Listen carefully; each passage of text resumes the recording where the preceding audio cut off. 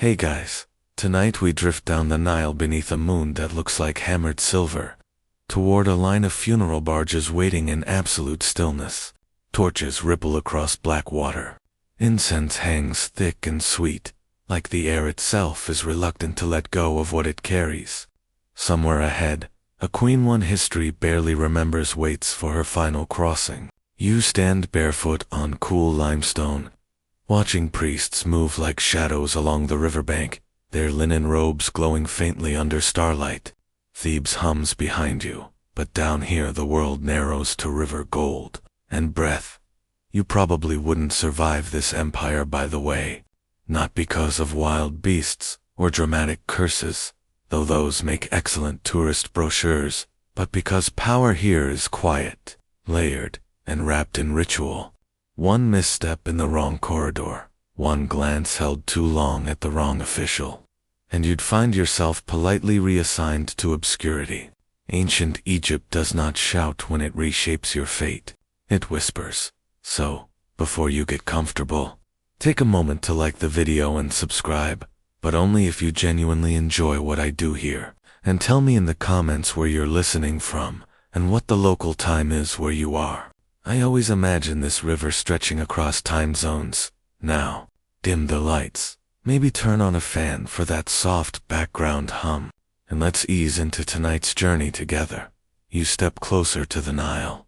The river is wide here, and Thebes modern scholars call this city Luxor. But in this moment, it is Wastehead, capital of an empire whose monuments still make your spine straighten. The Nile flows from south to north, a fact so simple and so strange that it still surprises people today. It has always flowed that way, defying intuitive maps and reminding you that Egypt orients itself differently. South is upstream, north is the delta, west is the land of the dead, and tonight, you are facing west, across the water. The desert rises in silent terraces, hiding tombs carved into cliffs.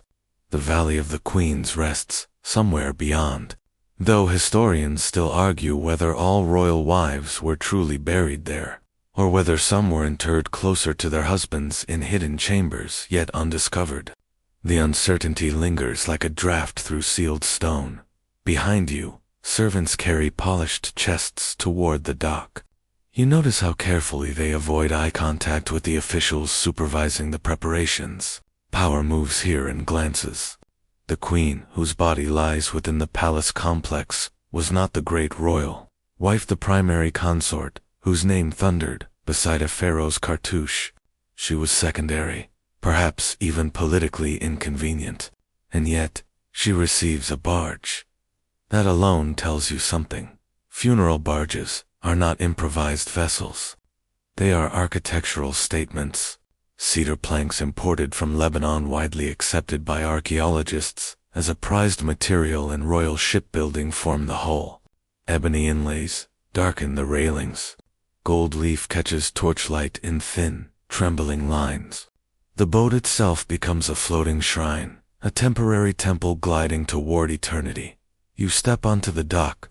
The wood beneath your feet feels warm from the day's heat, now slowly releasing it into the night. Priests in leopard skins murmur invocations to Osiris, Lord of the afterlife. This much is certain. Osiris presides over resurrection, and every royal burial invokes his myth dismembered, restored, enthroned in the west. The queen's body has been prepared to mirror that cosmic story, but the story is never just spiritual. You notice a cluster of scribes near a flickering lamp, pressing reed pens into papyrus.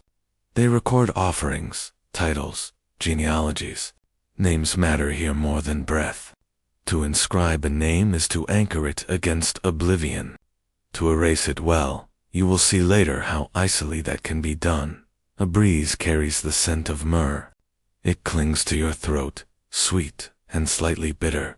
The embalmers have done their work in the Pernifair, the beautiful house, where mummification unfolds over 70 days. Another widely accepted fact confirmed by classical sources like Herodotus, though historians still debate how precisely his descriptions match earlier New Kingdom practices. 70 days of drying natron salts, resin-soaked linen, whispered formulas. You imagine the queen there, her organs removed and placed in canopic jars, topped with protective deities. Perhaps her heart remains within her chest, left to be weighed against the feather of Mat in the afterlife. Or perhaps, in a quirkier and less common variation, a heart scarab amulet now rests over her sternum, inscribed with a spell, begging it not to testify against her. Please don't betray me is a surprisingly relatable ancient sentiment. A young attendant nearly drops a bronze oil lamp, catching it at the last moment. You suppress the urge to clap. This is not a rehearsal. This is eternity logistics. The barge rocks gently as more offerings are loaded. Baskets of figs, amphorae of beer, carved furniture, miniatures meant to serve her spirit. You can't help but think that even in death, bureaucracy follows. Somewhere, an official double-checks that the number of shabti, figurine small servant statues meant to labor in the afterlife, is correct. Too few, and she risks celestial inconvenience. Too many, and someone is over budget. The moon climbs higher. Drums begin a low rhythm, almost like a heartbeat stretched thin. You feel it in your ribs. Historians still argue whether these funeral barges always made a literal journey across the Nile, or whether some rites were largely symbolic, performed near the mortuary temple, before burial, in nearby cliffs. The evidence is fragmentary. Relief carvings, textual hints, bits of rope preserved in desert dryness. But tonight, in this reconstruction, the crossing is real. You watch as the queen's coffin nested within gilded wooden layers is carried out. The outermost casing gleams, painted with protective wings. Gold leaf outlines her serene face. It is impossible not to stare. Gold in Egypt is not merely wealth, it is the flesh of the gods, incorruptible and radiant. To encase her in gold is to hint that she, too, partakes in divinity. And yet, she was mortal, political, possibly sidelined. A quiet murmur moves through the gathered officials. You sense tension beneath the ritual calm. A queen's death rearranges court geometry. Alliances tied through marriage loosen. Succession questions hover like unseen birds. The funeral is not just farewell, it is recalibration. The coffin is placed at the center of the barge. Priests circle it, sprinkling water drawn directly from the Nile. One raises a censer, and smoke coils upward, dissolving into the vast Egyptian sky. Above you, stars blaze with unnerving clarity. The ancient Egyptians charted these constellations carefully. Decans marked hours of the night, guiding temple rituals and agricultural cycles. Time here is astronomical. You stand at the edge as the mooring ropes are untied.